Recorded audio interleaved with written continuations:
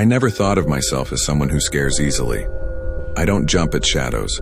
I don't lose sleep over stories on the internet. And I don't believe in ghosts. But that's the thing about belief. It doesn't really matter when something starts happening to you. Your belief or your lack of it doesn't stop the elevator from opening when no one called it. It doesn't explain why the lights flicker only when you're standing in a certain part of the hallway. And it certainly doesn't help you make sense of a sticky note, written in handwriting you recognize, that you know for a fact isn't yours. My name is Michael White. I live in Aurora Springs, Colorado. I'm a project coordinator at an architecture firm, level-headed, good at details, not one for exaggeration. I stay late a lot, not because I love the work, but because when the floor clears out, the distractions disappear. Phones stop ringing. Conversations stop drifting over cubicle walls. The printer quiets down. After 7 p.m., our entire fourth floor becomes peaceful, quiet in a way that almost feels like relief. At first, the building I work in is 4 floors, built in the early 2000s, mostly glass and steel, too modern to be considered creepy, too open to feel unsafe, but emptiness has a weight to it. And when it settles on a place that wasn't designed to be silent, you feel it. The first time something felt off, it was a Friday night, just after 9. I'd been sitting at my desk for nearly an hour without looking up, lost in invoices. I stood up, stretched, and decided to step out onto the parking deck for air. I took the long hallway, past the elevator, went out the stairwell door. It was quiet out there, like always. Just my car, and a few others from co-workers who'd probably carpooled or gotten picked up. The air smelled like warm concrete. And then I saw it. Across the deck, behind the third car on the right, someone was crouched, just low enough to be partially hidden behind the bumper. They weren't moving. My first instinct wasn't fear, it was confusion. I blinked. When my eyes focused again, they were gone. I didn't hear footsteps, didn't hear doors, just gone. I walked slowly back inside. I told myself it was stress, a trick of the light, a shadow shaped wrong. And then I noticed the coffee pot. The break room sits just off the elevator. I passed it on the way back to my desk. It was still warm, the light was on, but no one else was supposed to be there. No one had been up on 4 for at least an hour. I'd walked past every desk. The cups were clean. The chairs were all tucked in. The pot was half full. That night I shut down my computer early, walked out fast, told myself it was nothing. But it didn't stop. Small things at first. Elevators arriving without being called. Conference room lights switching on while I was walking past. Tap, tap, tap, barely audible, from the far glass wall when no one was on the other side. I once walked into the archive room and found a stack of folders on the floor, arranged neatly, alphabetically, just like I'd filed them the day before. I hadn't dropped them. I hadn't pulled them out. But someone had gone through them, and done it carefully. Still, I didn't tell anyone. I didn't want to sound dramatic. I didn't want to be the office story. Michael, the one who hears things. But then came the note. I'd left my desk briefly, maybe 5 minutes, to reheat soup in the break room. When I came back, there was a sticky note on my keyboard. Yellow, slightly curled at the edge. 4 words, written in fine black pen. See you tomorrow, Michael. That was the moment the quiet stopped feeling empty and started feeling watched. The handwriting looked familiar, but I couldn't place it, at least not yet. I took a picture, put the note in my drawer, didn't say a word. That night, I got a text. No name, just a number, my own contact. Message read, "Don't stay late tonight. What do you do when something knows your name, your number, your habits, but isn't supposed to exist in your building?" I was about to find out. After that night, I stopped staying past 8. I made excuses, shifted my workflow, told myself I just needed better boundaries. But deadlines don't care about fear, and architecture isn't always a 9-to-5 industry. By the following Wednesday, I was back on level 4 at 9:12 p.m., finishing render files. The floor was quiet. Half the lights were on, automatic timers. Everything looked exactly the same, but it didn't feel the same. Around 9:30, I stepped into the break room again. The coffee pot was still warm, same faint smell of burnt grounds. I didn't touch it. I rinsed my soup container, turned around, came in, froze. Someone had written on the whiteboard. Not in thick marker, not the usual meeting notes, just a fine black pen, pressed hard. Don't ignore this. That was it. 5 words. No initials, no date. Just that. I wiped it off. Fast. I didn't go back to my desk. I grabbed my things, keys in hand before I even reached the elevator. The car arrived without being called. I left the building, got in my car, locked the doors. Sat there for 2 full minutes before starting the engine.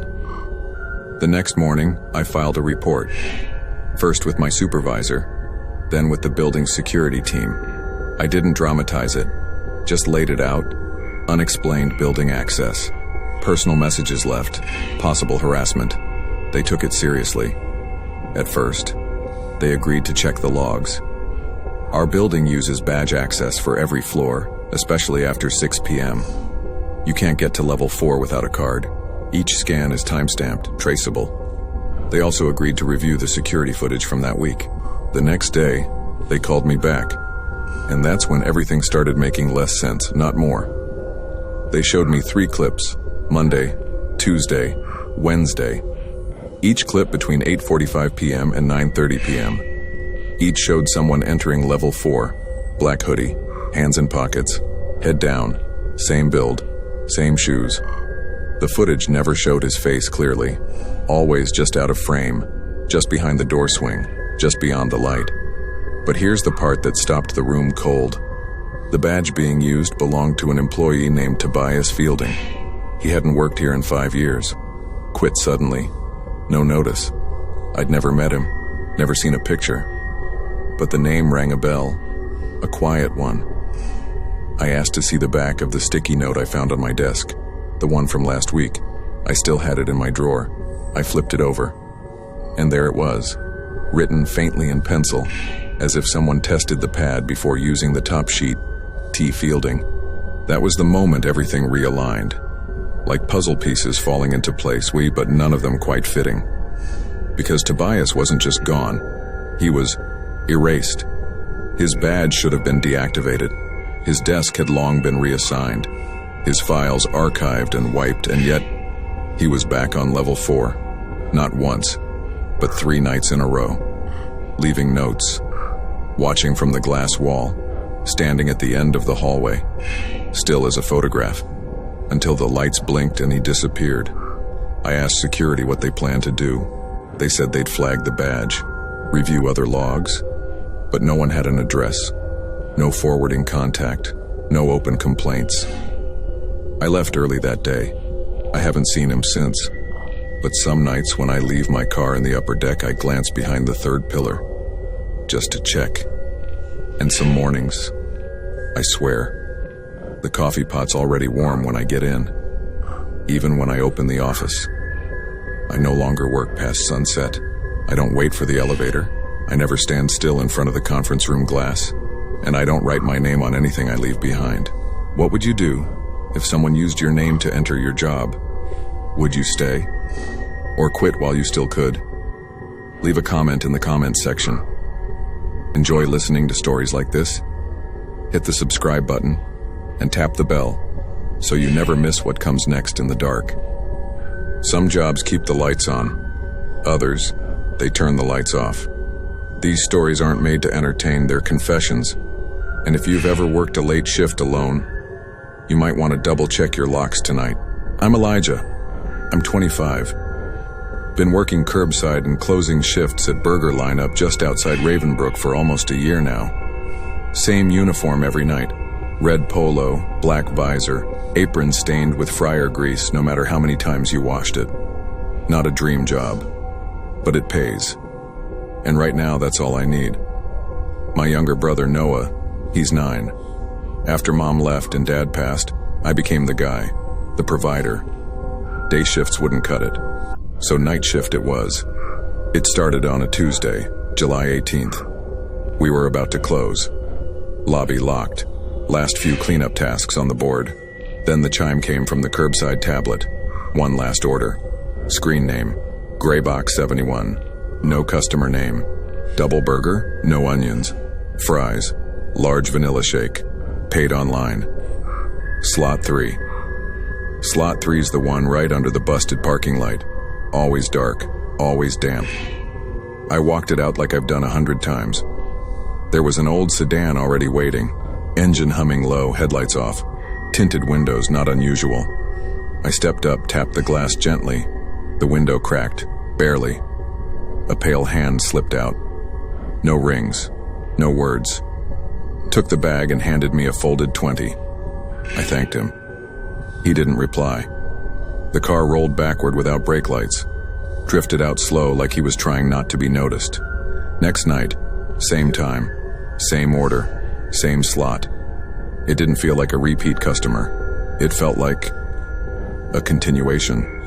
I went out again. Car was already there.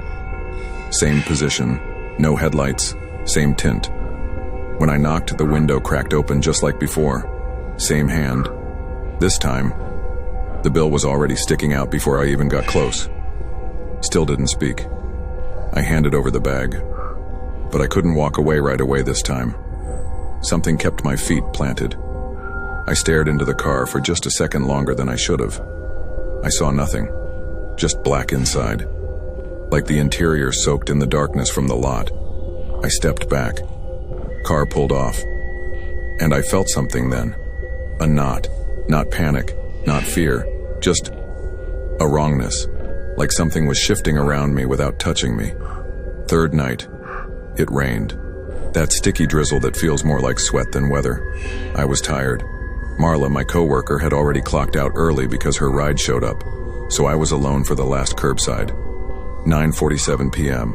Graybox 71. Same order. I opened the back door and stepped out into the rain. Slot 3. Car already waiting. I walked slower this time. Passenger window was already down. That's when I saw it. On the front passenger seat, my visor. The red burger lineup visor I wore every shift. The same one I thought I'd left in the freezer room or maybe dropped behind the mop sink. I had it when I clocked in. It was gone an hour ago after I took trash out back. I didn't get close, I just stopped. The driver leaned forward just enough that I saw the silhouette move. No face. But he was watching me. I turned around, went back inside, locked the back door, told the closing manager I wasn't feeling well, clocked out early. That night I watched the exterior cameras on my phone. Slot 3? Car didn't leave until 10:24 p.m. Just sat there, lights off, waiting. I reported it. My manager brushed it off. Could be a weirdo. Some folks like messing with fast food workers. But this wasn't that. This was coordinated. This person knew my shift, knew how close I walked to cars, knew what I wore, knew the window I used to watch the lot from. Police ran the plate. Stolen. Said they'd keep an eye out. That was 2 months ago. I still work there, still clock in, still wipe down trays and refill soda syrup and close the ice cream machine that never opens. But when the tablet dings after 9:45, I always check the name. If it says Graybox 71, I don't go out. I send the new guy.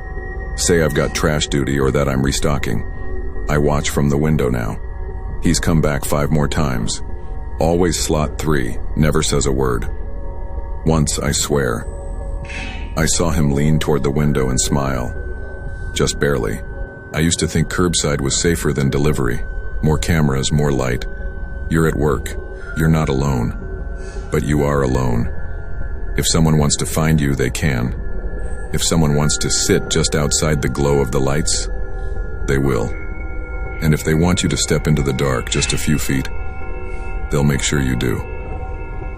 I think about that visor a lot. The way it just sat there, folded perfectly on the passenger seat, like it was waiting for me. I never got it back.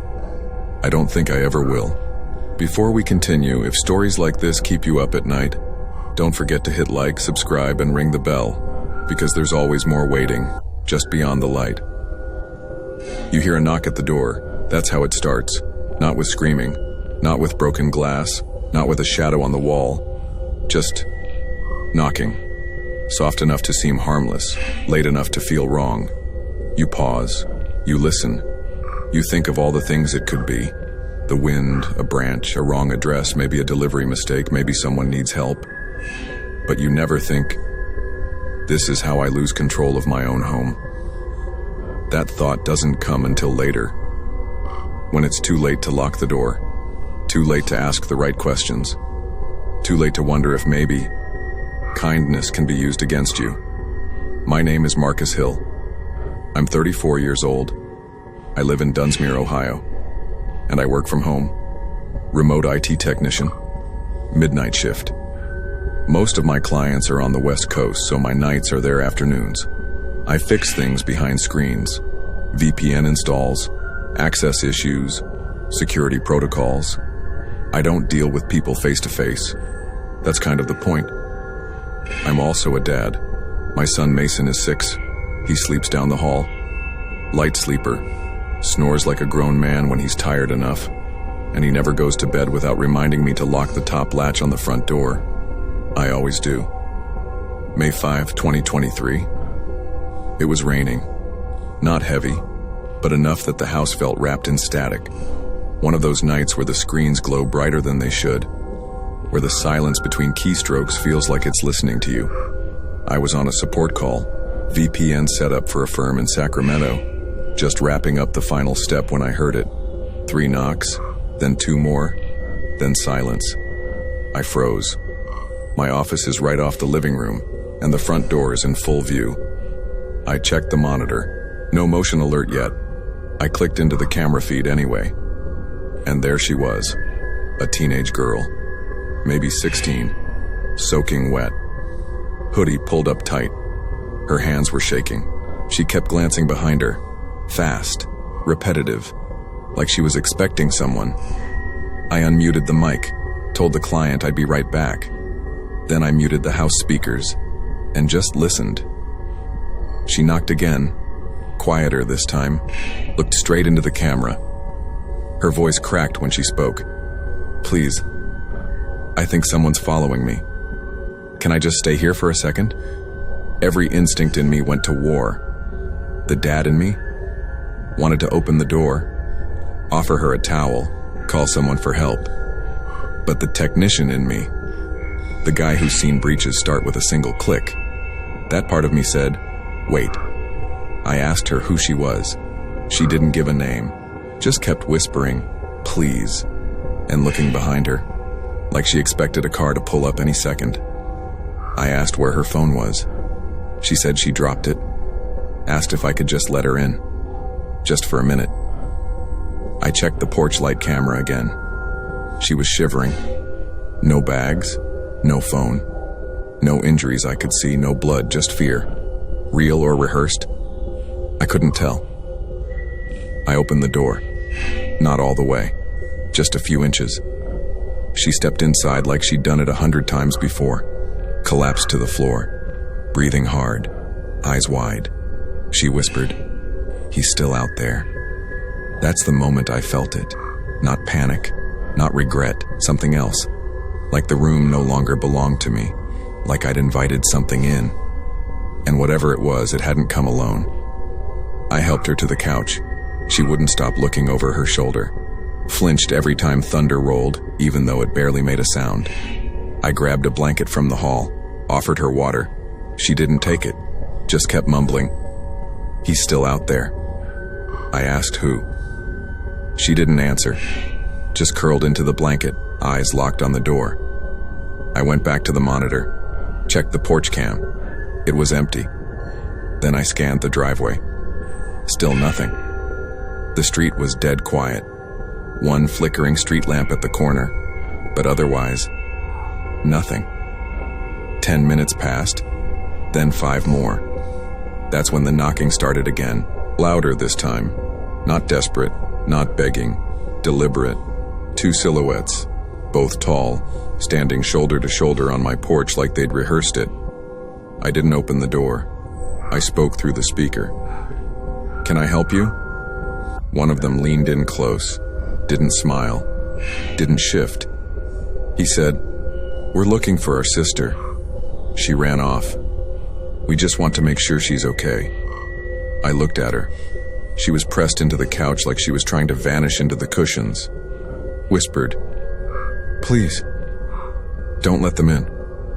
I think they have knives." That's when the shape on the left lifted his hand, tapped his knuckles twice against the glass. Not hard, just steady. I didn't move. I repeated myself, "She's safe. I've called someone to help. Please leave." The taller one tilted his head, like he was listening to something behind me. Then he said, "You sure she came in alone?"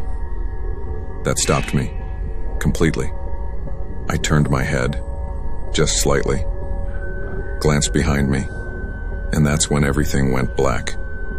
She'd picked up the lamp, ceramic, heavy, cracked it across the side of my head before I even finished turning.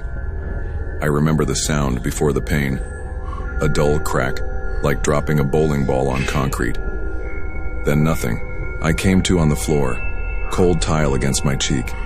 The door was wide open, the couch was empty, the porch light was swinging, like it had been pushed hard just a minute before. My laptop was gone.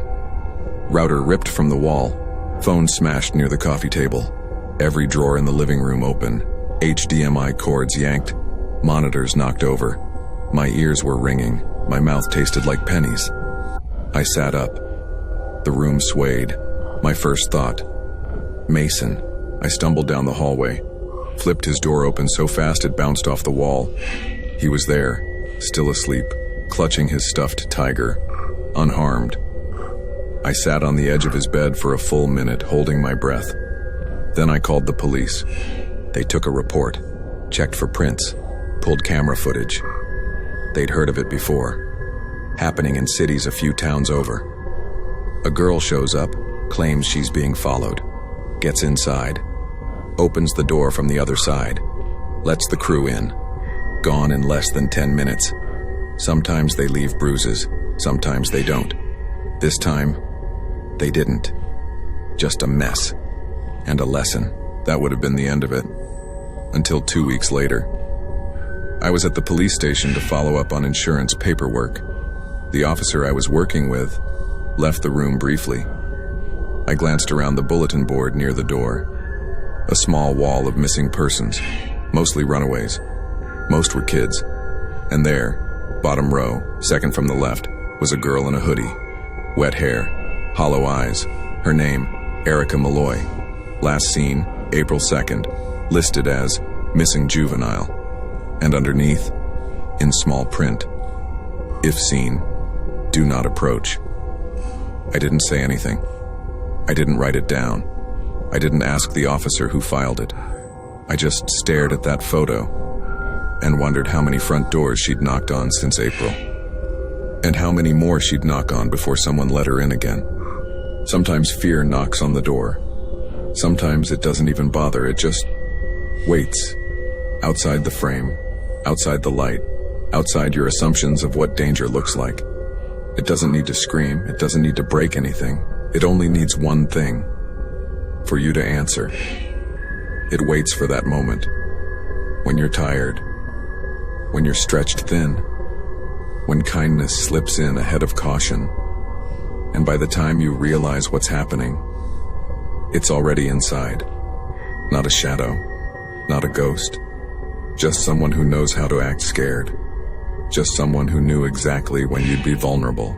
So the next time someone calls your name in a hallway you thought was empty, the next time your doorbell rings after midnight, the next time you think, it's probably nothing, you better pray you don't answer. You're still working late, aren't you?